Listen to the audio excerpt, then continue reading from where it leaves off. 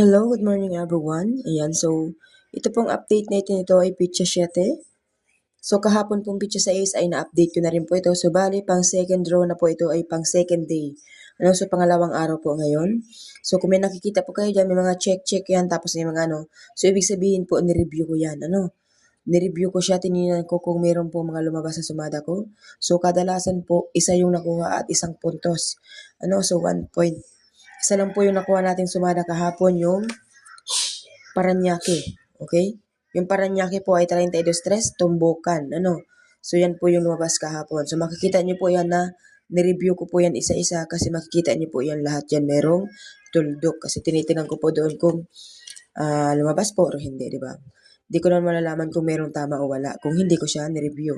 Okay, guys? Sana po i-share niyo po yung lagi yung videos ko.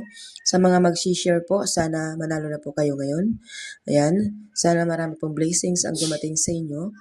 So wala pa po tayong Quezon Province, ano. So hindi pa po ako na ang tawag dito.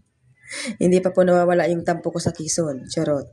Kasi yung Quezon Province, ay nako, ang dami-dami pong nanonood ng Quezon, pero nung pag tumatama po, halos wala pang isang linggo tumatama agad yung masumada natin. Tulad din po ng Rizal, kapag yung Rizal, tumama po ulit yung sumada natin, tapos wala naman lang din ulit nangyari. So, alisin ko na din yan, pangalawa, ano? So, sana yung bumalik na sumada natin is yung Batangas, makuha na para ngayong araw. Kasi wala pong lumabas dyan kahapon. So, marami pong chance na ngayon siya lumabas. Kasi nga po, di ba, 3 days po ang expiration ng ating sumada.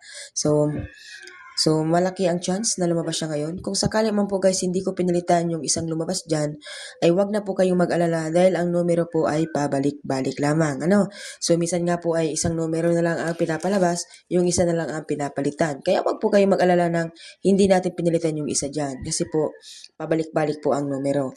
So, alam nyo na po yan kung kayo din po ay nagpapataya o kayo po ay tumataya. Siyempre, alam nyo na po yan talagang bumabalik lang naman po ang isang numero. Kahit yung pa nga po dalawa is bumabalik din po, ano.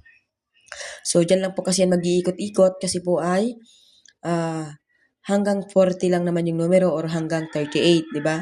Sa 2D ay hanggang 31, ayan.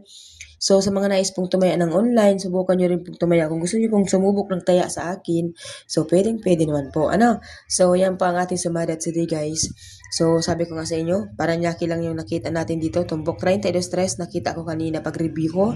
Yan po yung tumama, ano. So, hindi ko po alam kung meron pong taga Paranaque po na nag-aabang dito. Di ko sure. Pero kapag wala naman, so alisin na lang natin ulit yung Paranaque. Kasi wala naman siguro din nag-aabang ng Paranaque.